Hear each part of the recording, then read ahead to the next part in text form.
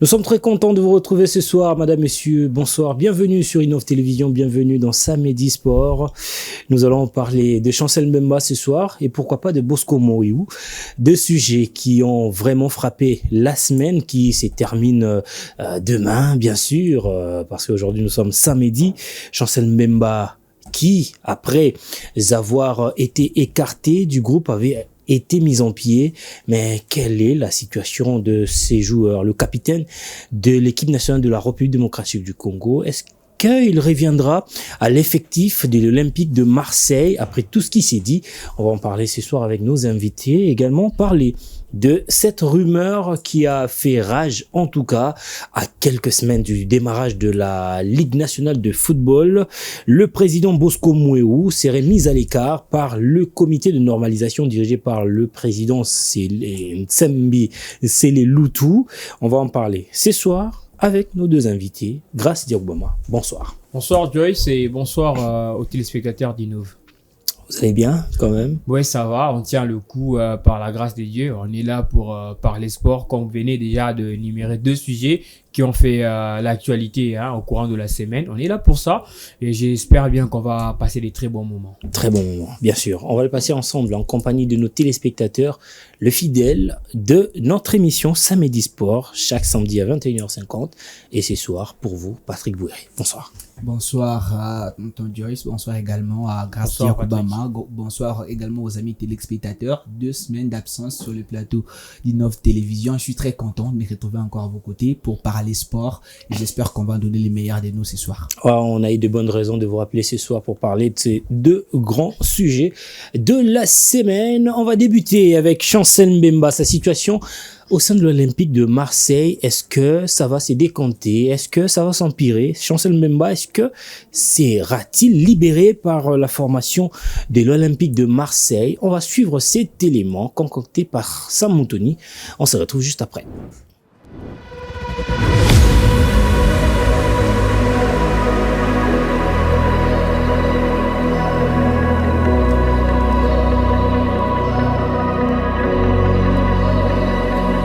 Chancel Mbemba, naguère étoile brillante de l'Olympique de Marseille, est aujourd'hui relégué à l'ombre, loin des rires et des joies du groupe qui l'a tant porté. Écarté pour un clash avec la direction, notamment avec Ali Zarak, le bras droit de Mehdi Benassia, il voit son destin basculer, lui qui, dès sa première année, fut sacré meilleur joueur africain évoluant en Ligue 1, puis célébré une seconde fois dans l'équipe type de la saison. Contraire à s'entraîner seul, son cœur lourd d'une retenue de salaire qui ne saurait compenser la douleur de cette mise à l'écart, il contemple l'éloignement des terrains qu'il a tant arpenté. Et pourtant, même à l'écart, le souvenir de ses 13 buts en 85 matchs résonne encore comme une douce mélodie d'un temps révolu, marquant l'ironie cruelle d'une gloire qui s'étiole.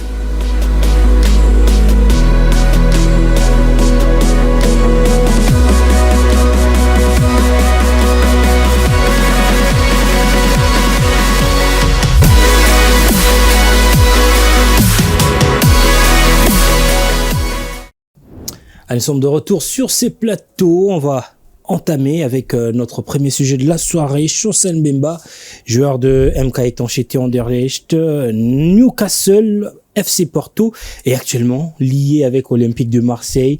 Mais on sent que ses contrats est menacé. Chancel Mbemba, à votre avis, on lui reproche de quoi? Voilà, c'est très dur d'en parler sur ce plateau, d'autant plus que déjà nous courons derrière le temps. Vu que la RDC va déjà jouer les éliminatoires de la CAN qui se tiendra déjà en 2025 au Maroc. On va jouer la première journée contre la Guinée ici à Kinshasa au stade de Martyrs. Et déjà, notre capitaine se retrouve dans une situation très difficile avec l'Olympique de Marseille. Moi, je pense que c'est une histoire qui a commencé depuis des lustres. Et aujourd'hui, on ne voit que la réalité sur terrain et ces conflits entre le capitaine des Léopards et le comité dirigé par Longoria. Donc ça fait très mal. Mais s'il faudrait bien analyser cet événement, moi je pense que c'est un conflit entre deux nationalités. C'est clair et net. Puisque voilà, lorsque nous voyons un certain Mehdi Benatia se retrouver au niveau de la direction sportive de Marseille et regarder l'événement qui s'est produit au niveau de la CAN entre Chancel, son altercation entre Walid Regragui, qui est le sélectionneur marocain. Déjà, ça parlait côté marocain, et après il y a une nomination des Benassia après avoir mis fin à sa carrière de footballeur. Mais bien avant que cet événement puisse arriver, voyons d'abord ce qui s'est passé lors de la récente sortie médiatique du gardien des Lions de l'Atlas. Que j'ai oublié, Yacine Bonou, qui parlait de Chancel Mbemba, lui qui disait au milieu de terrain de Léopard de la RDC, je sais pas si l'entendait réellement, les défenseurs d'aller blesser son coéquipier à l'Olympique Marseille, Ounahi. Donc je pense que déjà c'est lorsque les Marocains se retrouvent entre eux, part toujours de Chancel Mbemba, part toujours en mal de la RDC, et voilà, la réalité, elle est là sur place, puisque voilà, Chancel Mbemba, il lui restait plus qu'une saison avec l'Olympique de Marseille. Si Marseille avait bel et bien besoin de Chancel Mbemba, c'était d'ailleurs l'année dernière que ces joueurs allaient prolonger avec cette formation, mais comme on l'a laissé, c'est parce que Marseille voulait bien se séparer avec Chancel Mbemba, mais à la l'heure où les choses se sont déroulées avec le capitaine de Léopard de la RDC, c'est par là que Chancel a quand même pété les plombs, puisque connaissant d'abord le comportement de Chancel Mbemba, il peut pas se livrer comme ça à une altercation avec l'un des dirigeants de l'équipe réserve du club phocéen. Mais c'est parce que déjà il le voyait à maintes reprises, il voyait ce genre de comportement, et il a fini par céder. Aujourd'hui il y a des sanctions qui s'en suivent au niveau de la formation de Marseille. Mais je pense que déjà c'est un conflit entre deux nationalités, et ça a impacté au niveau du comité de Marseille. C'est ce que je reproche aussi au niveau du comité de Marseille, et que on n'a pas été professionnel. On n'a pas été professionnel pour essayer un peu de gérer cette tension entre Chancel et le Marocain. Et on l'a encore vu quand le jeune Algérien l'a souhaité un bon anniversaire. Il y a eu encore une nouvelle sanction pour ce jeune-là, pour avoir appelé Chancel cousin, alors que Chancel a appelé aussi le dirigeant de l'équipe réserve cousin. Donc je pense que Marseille a vraiment mal géré cette situation qui a mis notre capitaine en difficulté, parce que voilà, Chancel ne peut pas quitter Marseille en ce moment sans pour autant résilier son contrat. Chancel ne peut pas aller ailleurs sans pour autant qu'aujourd'hui qu'il y ait accord entre son prochain club, son futur club, et le club actuel qui est Marseille. Il est vraiment en difficulté, et moi personnellement je pense pas que Chancel pourrait encore revenir au niveau de l'équipe première de Marseille avec tout ce qui se passe, alors que nous sommes aussi à quelques journées de la fin du mercato qui est déjà prévu pour le 31 octobre, le mercato estival. Donc Chancel, bon, ce qu'on lui reproche, au niveau on va y arriver, grâce. Prenez un tout petit peu mettez un tout petit peu d'eau dans votre vin. On comprend que c'est un joueur très important pour le RDC, et que nous le voulons en forme pour les prochaines échéances avec l'équipe nationale de RDC. Face à Chancel Mbemba, il y a eu un certain Mehdi Benatia, qui n'est pas aussi un joueur de seconde classe, parce que c'est un joueur qui a débuté sa carrière professionnelle avec l'Olympique de Marseille. Il a évolué chez Udinese et Calcio, AS Roma, Bayern de Munich, Juventus de Turin. Il a évolué d'ailleurs ensemble avec Cristiano Ronaldo. Je sais pas si cette dent, ça part de très longtemps, ou peut-être à l'époque où Chancel Mbemba était aussi à la base de cette élimination de la Juventus, quand bien même que Mehdi Benatia ne faisait plus partie de cet effectif.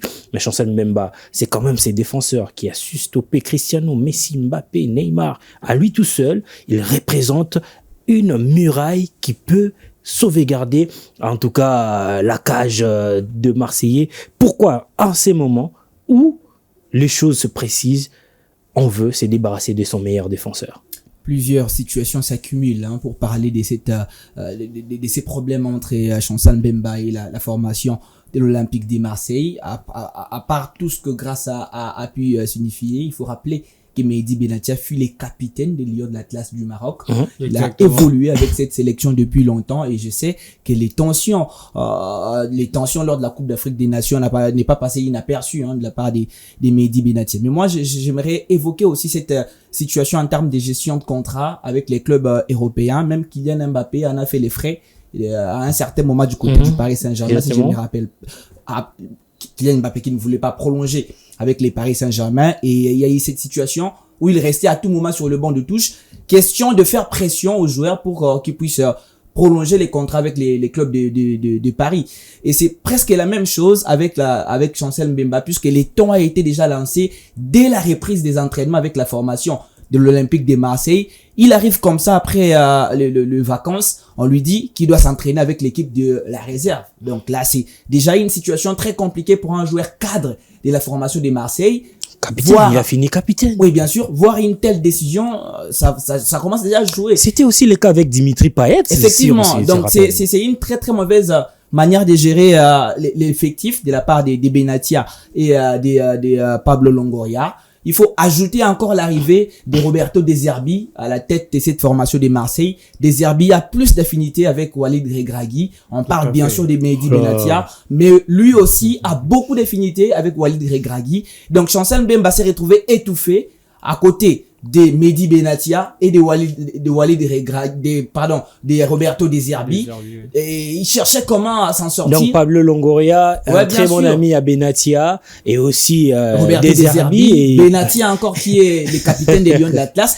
C'était très compliqué. L'ex-capitaine. Il se retrouve dans les bien taux. sûr, bon, on doit le dire.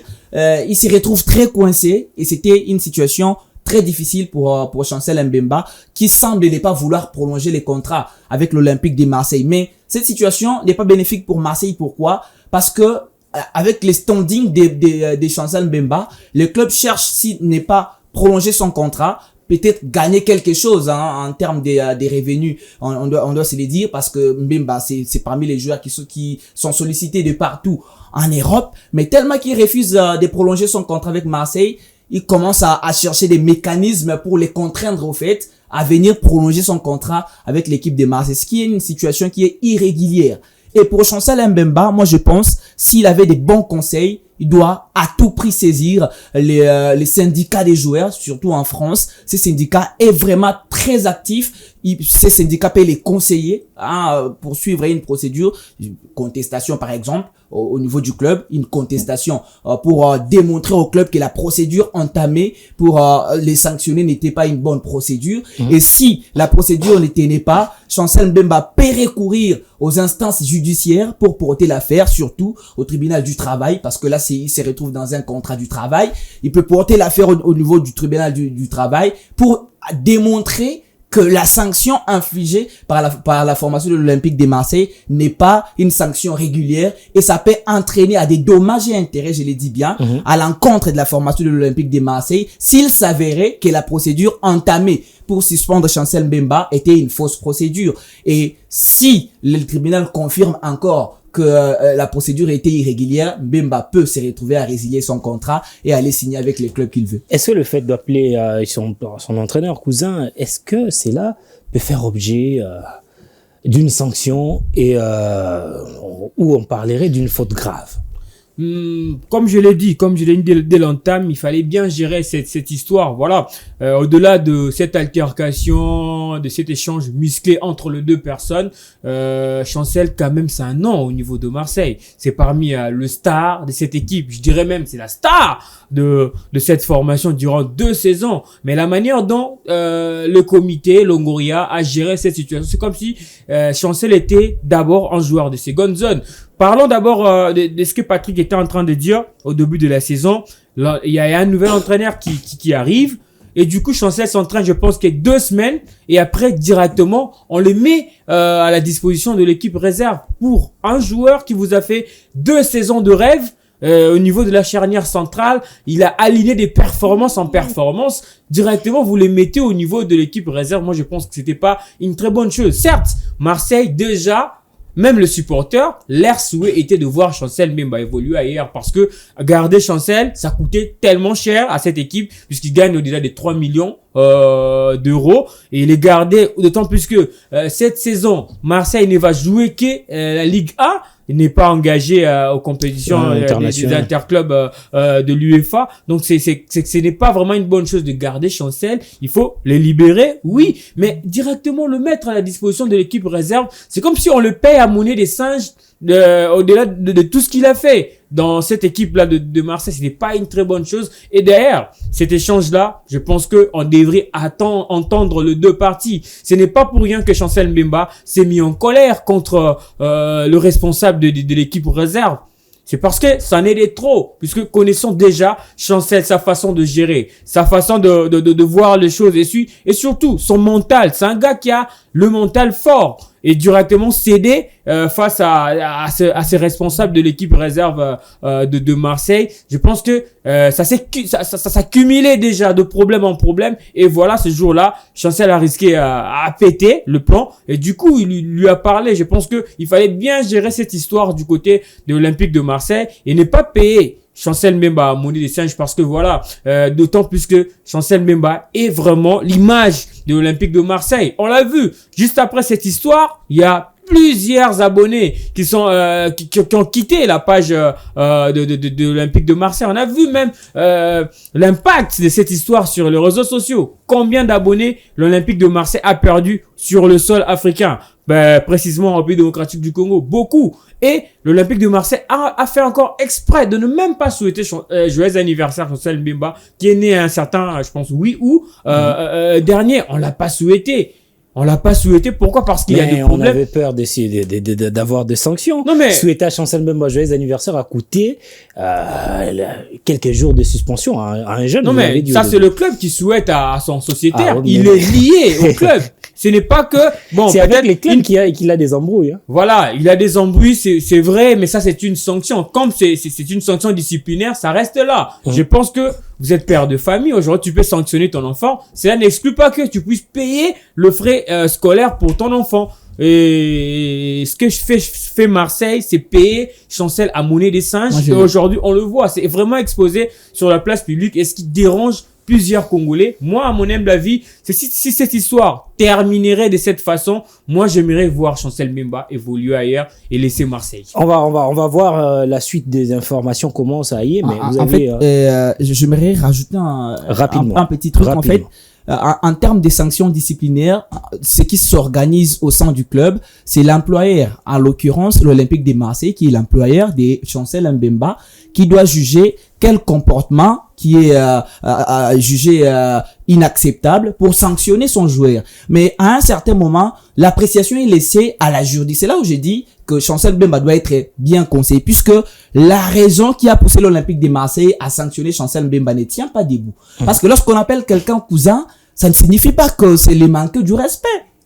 Lorsqu'on appelle quelqu'un cousin, ce n'est pas une cause pour amener jusqu'à mettre à pied un joueur et les priver de s'entraîner, parce qu'on le sait que Chancel Mbemba c'est aussi un joueur international qui a une vision pour participer également aux éliminatoires de la Coupe d'Afrique des Nations. C'est préjudiciable en fait. Donc pour Chancel Mbemba, on doit à tout prix aller chercher à les conseiller pour saisir des instances habilitées. Et moi je me dis, en tout cas la raison qui a poussé Pablo Longoria et son staff pour mettre à pied Chancel Mbemba ne tient pas debout, puisque il a expliqué, avant de mettre à pied un joueur, il faut l'écouter. Il faut d'abord l'écouter pour qu'il puisse argumenter pourquoi il a fait telle ou telle autre chose. Si on demande à Chancel Mbemba par exemple, pourquoi est-ce que vous avez appelé cousin, vous avez appelé ce monsieur cousin, il a bien expliqué pour dire que parce qu'on est bien africain et en Afrique on s'appelle cousin. Mais c'est une raison valable pour moi, je me dis, c'est une raison valable pour ne pas les sanctionner. Donc je me dis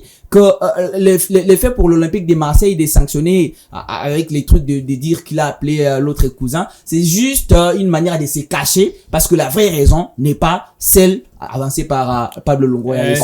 Ça pourrait être aussi de raisons financières. Pourquoi? Parce que déjà tout a été orchestré avec le comité et la direction sportive du club. Puisque Chancel était censé évoluer ailleurs, il n'y a pas encore eu de vrais proposants pour donner ce qu'il faut à Marseille et transférer directement Chancel Mbemba. Il fallait directement l'étouffer sur le plan financier, hein, parce que voilà, on sait que on va essayer de le provoquer pour qu'il puisse céder un moment, et après on va directement le sanctionner sur côté financier. Et aujourd'hui, Chancel en paye le prix. On a retranché quelque chose au niveau de son salaire, parce qu'on sait que ça cumule encore. C'est parmi les méfaits. Vu qu'il est toujours là, il va coûter cher au club, et du coup il faut les sanctionner pour retrancher un petit rien, et il va pas bénéficier comme ce fut le cas. Bouéré, on parlerait aussi de cette interview avec le confrère Charles Mbouya,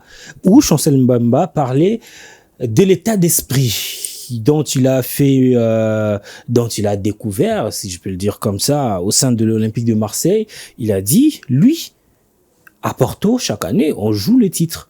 Arrivé à Marseille, ce n'étaient pas les titres qui les intéressaient. Du coup, cette hargne-là n'était pas identique. Et après, on parlerait de ça, mais je pense pas que ça soit une bonne raison.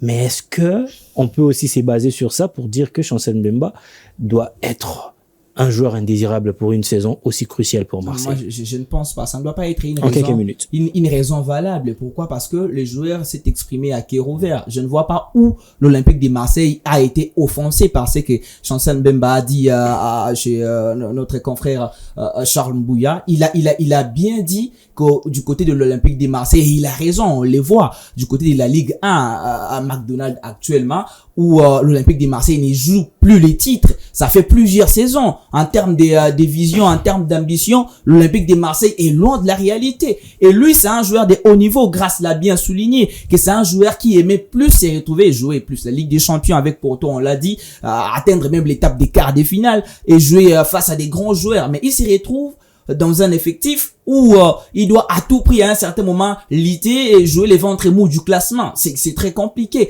Et il s'est exprimé. Je pense que c'est devenu un peu difficile pour lui de se faire une place au sein de l'Olympique de Marseille, puisque il est vraiment étouffé, comme je l'ai dit, avec l'arrivée de Roberto De Zerbi, proche à Walid Regragui, Mehdi Benatia, ancien international marocain, et surtout le président du club Pablo Longoria, qui aussi a des affinités avec Walid Regragui. C'est très compliqué et on est en train de chercher des arguments, en fait des arguments qui ne tiennent pas debout pour juste contraindre Chancel Mbemba. Pour paraphraser rapidement, Patrick, très rapidement, oui, en parlant des objectifs. Par exemple, de la sortie médiatique de Chancel avec Charles Mbouya, je vois aucune faute de Chancel Mbemba, puisque voilà, chacun a ses objectifs dans la vie. Lorsque il a quitté peut-être Porto qui gagnait des titres, il arrive à Marseille, il avait ces mêmes mentales là, mais au moins il s'est soumis à la réalité du club Marseille qui ne joue pas le haut du tableau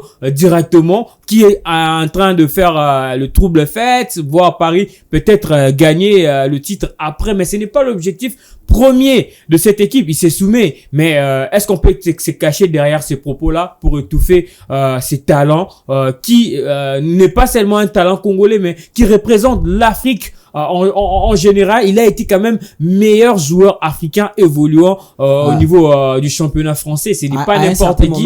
À un certain moment, on doit savoir que les leaders du vestiaire peuvent prendre des positions. Parce que je me rappelle Ilkay Gundogan la saison dernière, lors d'élimination devant les Paris Saint-Germain, a pris la parole dans le vestiaire pour reprocher à Ronald Araujo. C'était des propos qui étaient un tout petit peu très forts, mais c'était un leader et je pense juste après les propos de Gundogan, les joueurs du FC Barcelone ont pris conscience de l'état des choses après l'élimination face à la formation du Paris Saint-Germain. C'est ce qu'a fait Chancel Mbemba en tant que leader. Peut-être que ce qu'il a dit peut encore une fois de plus pousser aux joueurs de l'Olympique de Marseille cette saison de se surpasser.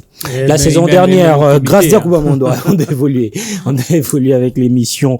Saison 2023-2024, Chancel Mbemba a joué au total 40 matchs avec la formation de l'Olympique de Marseille. 2 lors des tours préliminaires de la Ligue des Champions, 13 lors de la phase finale de l'Europa League, 25 matchs pour le championnat de la Ligue 1. Donc il a réussi à marquer 4 buts au tournoi de l'Europa League et 2 buts en championnat, un total de la saison des 6 buts. Aucun défenseur de Marseille, je pourrais même dire le meilleur défenseur en France, n'ont pas Ouais, atteint c'est pas ces bon, nombres de C'est buts. plus que Toutes même les compétitions, attaquants de Ce n'est l'Olympique pas de pour rien Marseille. qu'il a été Et, choisi.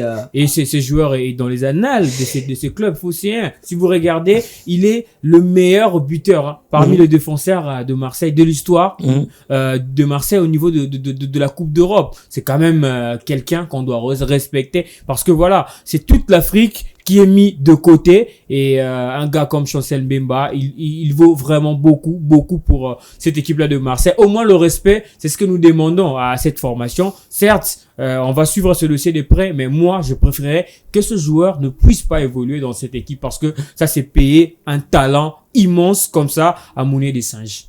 À monnaie des singes. On va suivre ses buts. C'était un but décisif parce que ces buts a sauvé l'Olympique de Marseille d'une défaite à domicile face à Atalanta de Bergame. En demi-finale de la Ligue Europa, ces buts marqués à plus de 25 mètres, Chancel Mbemba qui délivrait tout un stade. On va regarder, on se retrouve juste après. Et voilà, nous allons tourner la page Chancel Mbemba sur ces buts que nous venons de regarder pour ouvrir une nouvelle brèche, la Ligue nationale de football, avec son président Bosco Mouéou. Pourquoi, à quelques jours du lancement du championnat, ces rumeurs tombent? Qui cache ces rumeurs, cette information qui nous vient annonçant le départ de Monsieur Bosco Mouéou pour être remplacé par Alain Boussi. Alain Boussi, qui est aussi quelqu'un qui connaît le football quinois et congolais, pourquoi pas. Je me rappelle d'ailleurs, on était avec lui lors de la CAN en Côte d'Ivoire. Il était d'ailleurs candidat, gouverneur de Kinshasa. Mais pourquoi Bosco Mouéou va quitter la navire pendant que les choses se précisent? On va suivre cet élément de Sam Muntoni, on se retrouve juste après. Bosco Mouéou serait-il sur une chaise éjectable? En tout cas, c'est l'information qui a inondé la sphère footballistique congolaise cette semaine. Selon les coulisses, le comité de normalisation de la Fédération congolaise de football envisagerait son limogeage à la tête de la commission de gestion de la Liga Foot suite à des irrégularités qui ont entaché sa gestion. Le même source affirme qu'Alain Boussi Wasso serait pressenti pour le remplacer.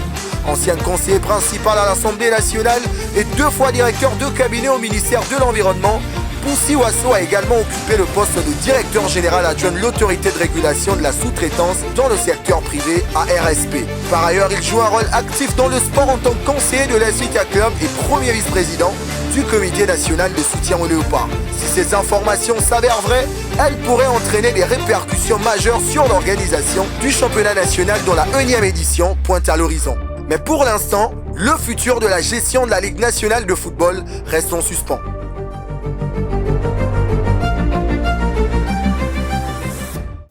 Allez, nous sommes de retour sur ce plateau pour parler maintenant de la Ligue nationale de football qui va se lancer maintenant grâce à Koubama. On parlerait des 7 ans de règne de monsieur Bosco Mouéou. Et là, ça semble changer, même s'il n'y a rien d'officiel. Voilà, ce n'est même pas une surprise pour moi parce que ça peut changer à tout moment.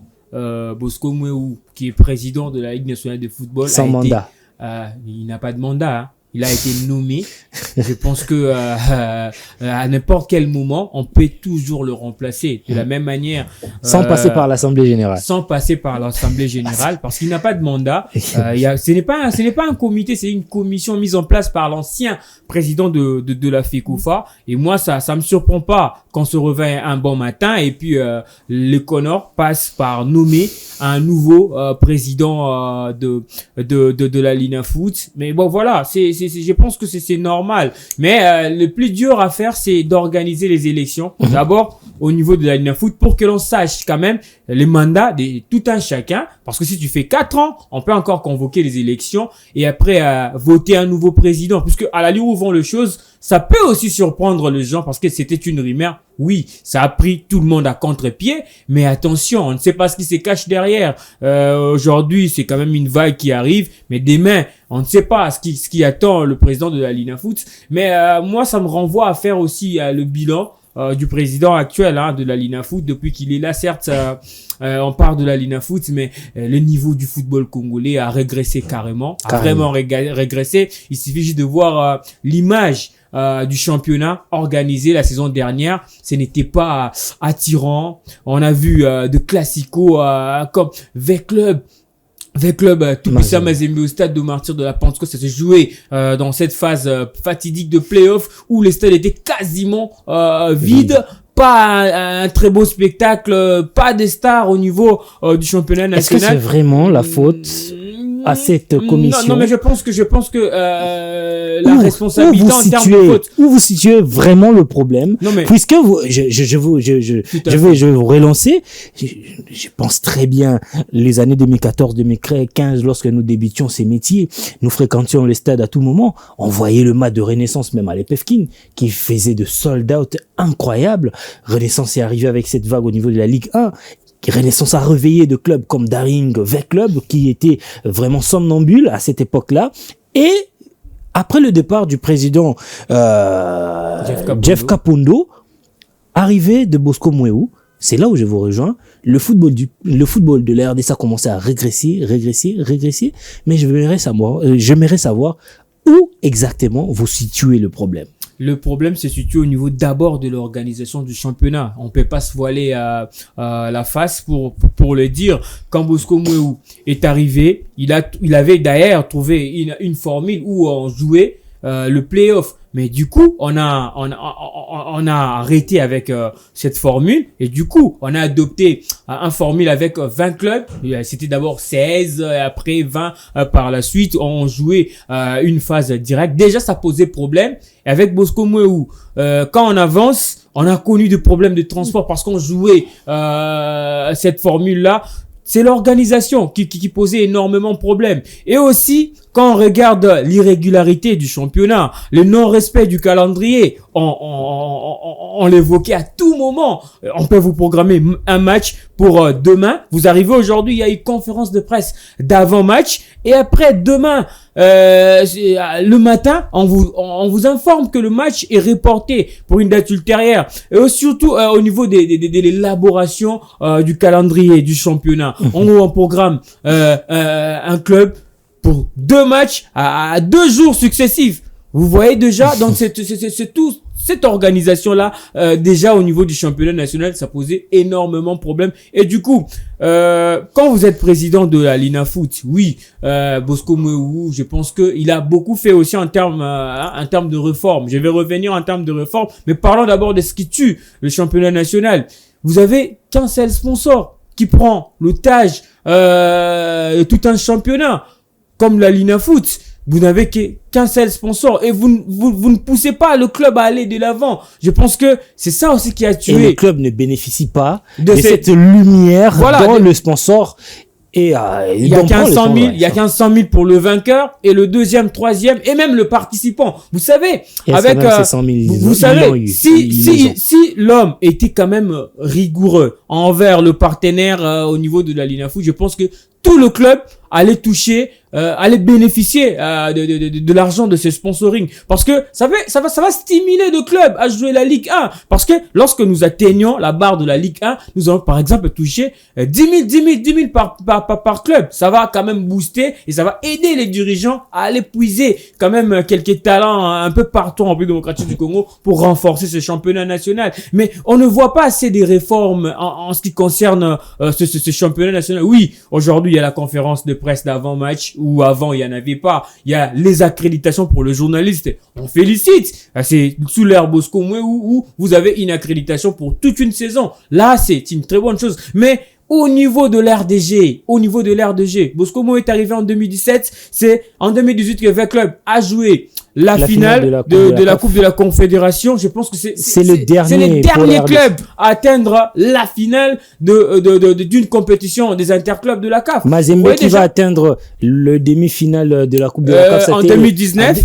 En 2019 et puis 5 ans après, et je pense que c'était en 2024. D'où vous voyez déjà les niveaux du championnat qui est en train de régresser, et du coup ça doit l'interpeller. Oui, il va va continuer avec cette saison. On a déjà vu les budgets en termes d'organisation qui est évalué, estimé plutôt à plus de 4 millions de dollars. Ouais. C'est bien, mais il faut faire un très bon championnat. Il faut nous organiser un très bon championnat. Il faut mettre des réformes pour aider le club à aller de l'avant. On a exigé en termes de réseaux sociaux, il faut que pour prendre part à la Linafoot, il faut avoir un compte Twitter, Instagram, TikTok et Facebook. C'est bien. Il faut encore aller au-delà de tout ça pour permettre au club de nous offrir du beau spectacle sur le terrain. Parce que ce qu'on a vu, j'ai d'ailleurs oublié, Patrick va parler. On a passé par 3 saisons où le championnat ne connaissait pas la fin normale.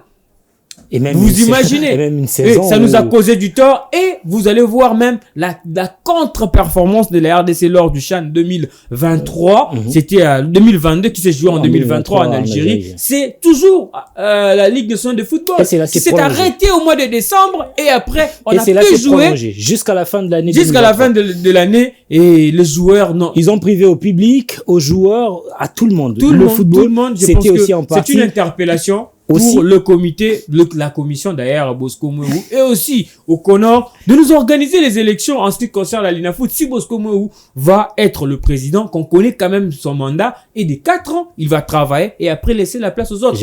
En termes de commission, on ne sait pas quand est-ce que ça va s'arrêter, ça se prolonge toujours. On attend notre président comme l'enfant de Dieu qui finira toujours par revenir. Merci beaucoup, Graziak Bama. Je vous redonne la parole tout à l'heure. Je veux que vous commentiez cette situation sur le plan administratif parce que on essaie un tout petit peu de comprendre. Constant Marie, à l'époque président élu de la FECOFA, qui nomme cette commission dirigée par Bosco Mouéhou. Constant Marie qui part, il a été d'abord remplacé par son intérimaire qui est aussi élu. Après, la FIFA décide d'écarter tous ces comités au Mali pour mettre en place ces comités de normalisation. Le comité de normalisation est venu avec des missions précises. Entre autres, nous organiser les élections dans un délai précis. Jusque-là, nous n'avons pas ces élections. On va considérer cette commission de normalisation, ces comités de normalisation comme un comité intérimaire. Est-ce que, à ces titres-là, ils ont le droit de révoquer ce président qui a été nommé par quelqu'un qui avait plein pouvoir, puisque eux n'en ont pas? Est-ce que, administrativement, ils ont ces pouvoirs-là de révoquer Bosco Mouéhou, même si ce n'est pas le cas jusqu'à l'instant? C'est une question de légitimité qui commence à la tête de l'instance qui gère le football en République démocratique du Congo, qui est la Fédération congolaise de football association. Les comités de normalisation statuant comme un comité intérimaire, comme vous l'avez bien souligné, avait un mandat précis, avait une mission précise normalement à la tête de cette fédération. Mais moi, je suis très curieux de savoir que ce comité est allé petit à petit départir outre ces prérogatives données par la Fédération internationale de football association. À un certain moment, c'est aussi à la FIFA de nous aider. Puisque on parle d'une question de légitimité, moi je suis quand même inquiet de voir qu'un comité qui n'est pas légitime, qui a été nommé pour assurer les affaires courantes, commencer déjà à prendre des décisions, je dirais des décisions fragiles, parce que c'est une décision qui risque de fragiliser la suite de ces championnats nationaux de la République démocratique du Congo. Puisque la question qu'on doit se poser, est-ce vraiment nécessaire? Est-ce les problèmes de la Ligue nationale de football? C'est Bosco Mouéhou. C'est la question. C'est la question qu'on doit se poser. Grâce à donner les arguments. Le problème, c'est Bosco Mouéhou, où il y a d'autres problèmes qui accompagnent s'il vous plaît, mon frère Patrick, je vous relance. Si le problème est Bosco Mouéhou, on va pas dire que Bosco Mouéhou ne gère pas tout au niveau de la Linafoot. C'est que le problème est cette commission qui gère la Linafoot. Donc, on doit aller aux élections. Voilà, maintenant. Chacun doit faire parler ses ambitions. La procédure pour les comités de normalisation, si seulement ils avaient le plein pouvoir pour éjecter Bosco Mouéhou. Premièrement, le comité de normalisation peut s'appuyer sur une gestion calamiteuse en termes des rapports, les rapports effectués par cette commission de la Ligue nationale de football, gestion inappropriée des finances de la Ligue nationale de football, puisque grâce l'a bien dit 100 000 $, si je ne me trompe pas, pour les vainqueurs de la Ligue Foot par les sponsors, mais on nous apprenait que c'était plus de 100 000 $, mais l'autre argent était géré par la commission. On parlait de 500 000 $. Et 400 000 étaient gérés par la commission. Voilà. Et puis 100 000. S'il y a des enquêtes attestant que les 400 000 a été utilisés d'une manière abusive, les Conors peuvent s'appuyer sur cet élément-là. Et il y a aussi gestion des conflits d'intérêts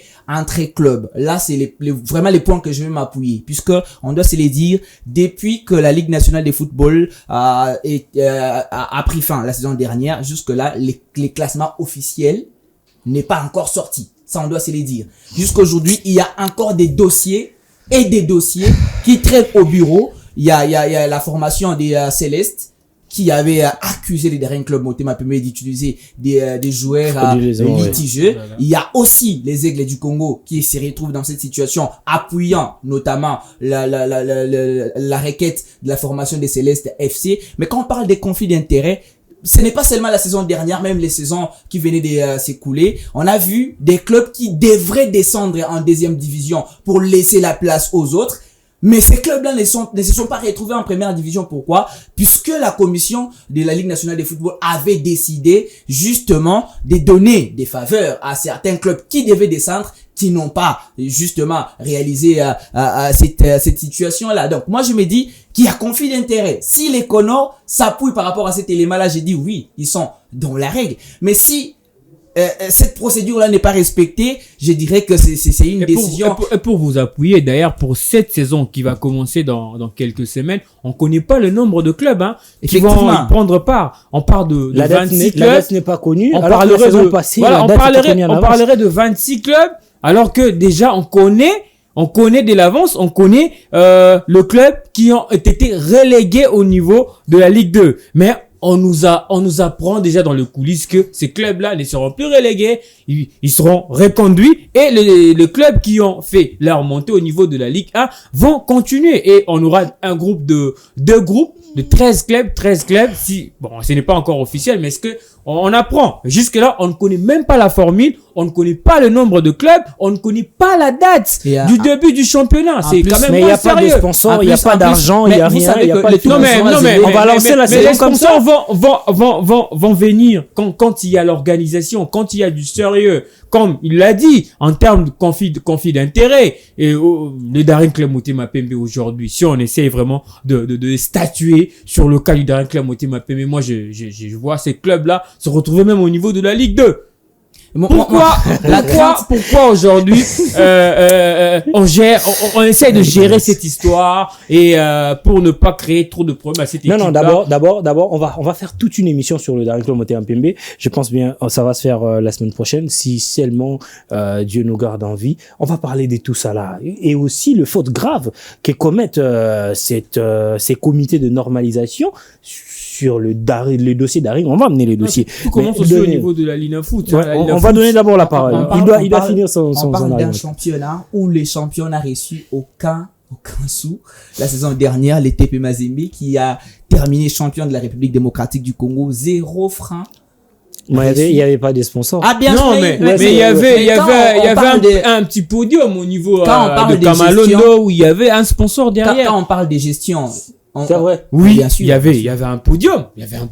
Quand on parle d'un président qui gère une commission, ça doit être quand même honteux, non, pour un comité de voir que les champions, on parle du champion de la RDC qui sort avec 0 francs. Alors que ce club a dépensé beaucoup depuis le début de la saison pour se déplacer avec ses joueurs, pour loger ses joueurs, pour aller chercher à payer ces joueurs-là. Et pour moi, c'est une gestion qui ne passe pas. Donc, la Ligue nationale de football aujourd'hui, je prends l'exemple de la Coupe du Congo, vous savez, c'est un championnat où les clubs arrive à jouer simplement pour chercher une place qualificative aux interclubs de la CAF. Et on est en train de partir petit à petit avec la Linafoot de la même manière. Si Mazembe, si Lupopo, si V-Club, si Maniema Union joue la Ligue nationale de football, parce qu'on sait qu'à la fin, on va avoir une place qualificative pour jouer les interclubs de la CAF, et c'est là qu'on va aller se faire ne serait-ce que un peu d'argent. Parce qu'on doit se le dire, Mazembe qui a joué une demi-finale de la Ligue des Champions a gagné 7 fois l'argent que le champion de la Ligue nationale de football gagne. Et c'est quand même pour moi catastrophique de voir qu'un championnat qui arrive à sortir énormément de talent, parce que ce n'est pas pour rien que les clubs de l'Afrique du Nord arrivent toujours à venir puiser en République démocratique du Congo, parce qu'il y a énormément de talent. Mais les problèmes, c'est la gestion. Et on n'arrive pas à dire des choses claires. Les gens veulent s'éterniser au pouvoir comme si c'était devenu des royaumes où on doit à tout prix rester comme roi. Mais si, ça c'est une force pour le blanc. Lorsqu'on sait que la chose n'arrive pas à marcher comme il faut, on démissionne. Mais pourquoi en République démocratique du Congo, les gens disent que du côté de la Ligue nationale de football, il n'y a pas d'argent, il n'y a pas de sponsors, mais ils veulent s'éterniser au pouvoir. Qu'est-ce qui se cache derrière? Ça, c'est la question que je me pose. Oui, bien sûr, c'est la question que je me pose. C'est la théorie des deux bonbons. Si réellement, en Ligue nationale de football, il n'y avait rien, les sponsors ne donnaient rien, on ne gagnait rien, pourquoi s'éterniser au pouvoir? Parce que si c'était moi, je n'allais pas accepter les risques. C'est mon image qui est ternie.